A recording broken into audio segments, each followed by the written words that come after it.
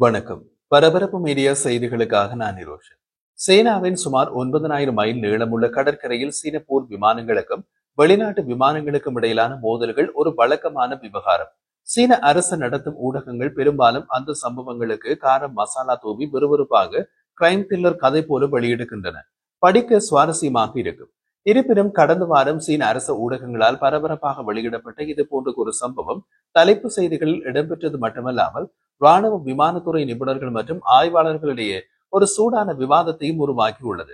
சீன அரசு தொலைக்காட்சி சீன மத்திய தொலைக்காட்சி சிசிடிவியில் காட்டப்பட்ட ஒரு ஆவணப்படத்தை பற்றி நேற்று செவ்வாய்க்கிழமை சீன அரசு ஆங்கில மவுத்பீஸ் ஊடகம் குளோபல் டைம்ஸ் செய்தி வெளியிட்டது. அதில் சிறப்பு மிஷன் விமான நடவடிக்கையில் இருந்து PLA விமானப்படை PLAAF விமானி ஒருவர் வானில் செய்த சாகசம் விலாவாரியாக கூறப்பட்டுள்ளது. அந்த விமானி என்ன சிறப்பு மிஷன் விமான நடவடிக்கையில் ஈடுபட்டார் என குறிப்பிடவில்லை. சிறப்பாக செயற்பட்டார் என்று மட்டுமே கூறியுள்ளார்கள். சரி, சீன விமானி செய்த சாகசம் என்ன?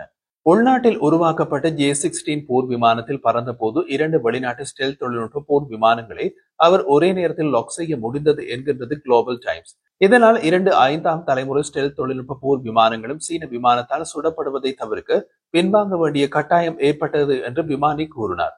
சில மாதங்களுக்கு முன் ஒரு சீன விமானி ஒரு 5ஆம் தலைமுறை ஸ்டெல் தொழில்நுட்ப போர் விமானத்தை லாக் செய்தார் என்று சிசிடிவி கூறியது. இந்த விமானி அவரை விட தீரர் போல இருக்கிறது. இவர் ஒரே நேரத்தில் 2 5ஆம் தலைமுறை ஸ்டெல் தொழில்நுட்ப போர் விமானங்களை லாக் செய்து விட்டார்.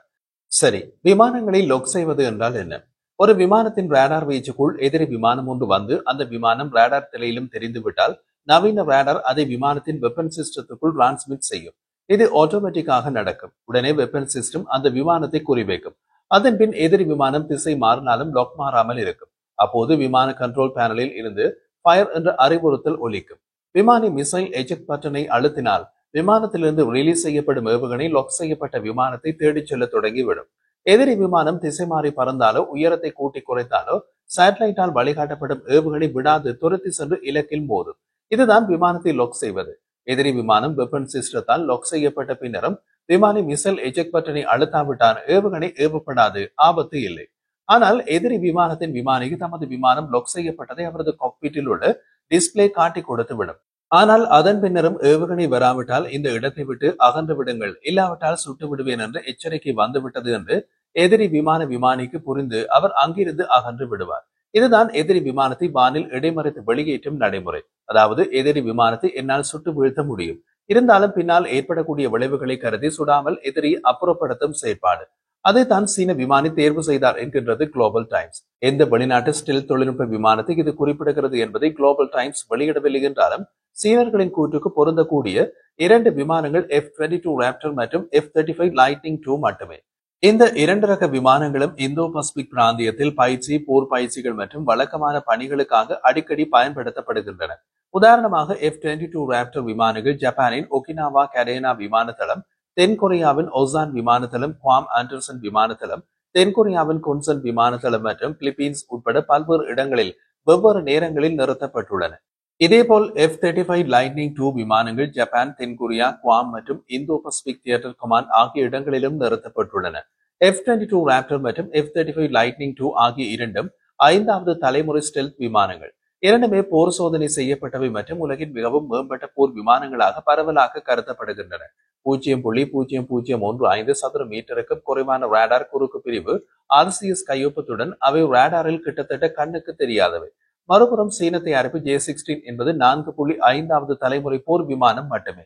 இந்த வெளிப்படையான திறன் வேறுபாடு நிகழ்வுகளின் அதிகாரப்பூர்வ பதிப்பை ஆய்வாளர்கள் கேள்வி கேட்கவும் சிசிடிவி ஆவணப்படம் சீன அரசின் உளவியல் போர் என்று நிராகரிக்க வேண்டுமா என்ற சந்தேகங்களை எழுப்பவும் தூண்டுகின்றது. சீன அரசு தொலைக்காட்சி சிசிடிவி தமது தகவலின் உண்மை தன்மையை நிரூபிக்க சீன விமானி ஒருவரையும் அதன் ஒளிபரப்பில் சேர்த்துக் கொண்டது. சீனாவின் மக்கள் விடுதலை ராணுவத்தின் மேற்கு தியேட்டர் கட்டளை தளத்தினை சேர்ந்த விமானியான லீ ஜாவுடன் ஒரு நேர்காணலை ஒளிபரப்பியது. அவர்தான் 2 5ஆம் தலைமுறை விமானங்களை ஒரே நேரத்தில் லாக் செய்த கில்லாடி. அவர் கடலோர பயிற்சியின் போது 2 வெளிநாட்டு போர் விமானங்களை எதிர்கொண்ட போது நடந்த நிகழ்வை விவரித்தார். அவரது கூற்றின்படி 2 எதிரி விமானங்கள் நேராக எங்கள் விமானத்தை நோக்கி வந்தன. அவர்களின் நோக்கம் மிகவும் தெளிவாக இருந்தது. அது ஒரு ஆத்திரமூட்டல். பிராந்திய கடல் எல்லைக்கு எங்கள் முதுகுகள் இருந்ததால் நாங்கள் அவர்களை தடுக்க வேண்டி இருந்தது என்று சீனாவின் உள்நாட்டில் தயாரிக்கப்பட்ட J-16 போர் விமானத்தை இயக்கிய விமானியான லீ சாவோ நினைவு கூர்ந்தார்.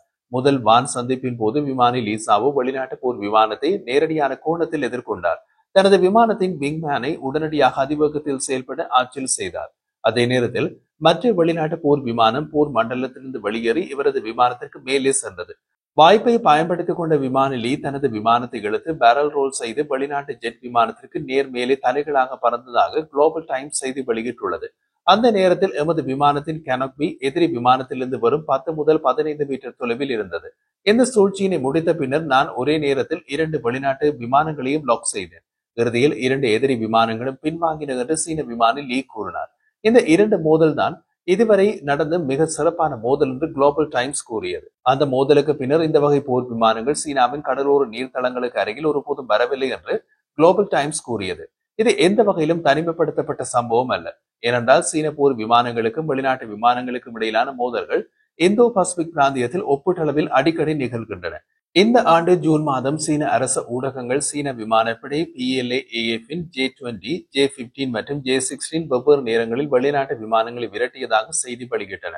சீனாவின் பிராந்திய கடல் எல்லையை மீறிய ஒரு வெளிநாட்டு விமானத்தை எச்சரித்து வெளியேற்றிய சீன ராணுவம் 2 J-16 போர் விமானங்களை எவ்வாறு அனுப்பியது என்பதை காட்டும் காட்சிகளை சீன மத்திய தொலைக்காட்சி CCTV ஒளிபரப்பியது.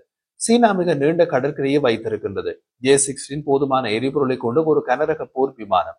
இது கடல் மற்றும் தரை தாக்குதல்களுக்கான ஏவுகணைகளையும் விமான இலக்குகளை தாக்கும் ஏவுகணைகளையும் சுமந்து செல்லும் திறன் கொண்டது. அமெரிக்க தயாரிப்பு P-8 நீர்மூழ்கி எதிர்ப்பு ரோந்து விமானம் போன்ற விமானங்களை எதிர்கொள்ளும் போது சீனாவின் J-16, J-15 அல்லது J-10 ஜெட் விமானங்களை அனுப்பி விமானத்தை எச்சரித்து வெளியேற்ற முடியும் என்று ராணுவ விவகார நிபுணரான காவ் வெய்டாங் CCTV ஒளிபரப்பில் மேற்கோள் காட்டப்பட்டார். இந்த ஆண்டு ஜூலை மாதம் மீண்டும் J-20க்கு பெயர் வெளியிடாத வெளிநாட்டு ஸ்டெல்த் விமானத்திற்கும் பெரும்பாலும் F-35க்கும் இடையிலான ஒரு மோதலை CCTV பதிவு செய்தது. முன்பு மார்ச் 2022 அமெரிக்க பசிபிக் விமானப்படை தளபதி ஜெனரல் கென்னத் வில்ஸ்பாக் PLA விமானப்படையின் J-20 மற்றும் அமெரிக்க விமானப்படையின் F-35 ஆகியவை முதல் தடவையாக மோதலை சந்தித்ததாக வெளிப்படுத்தினார்.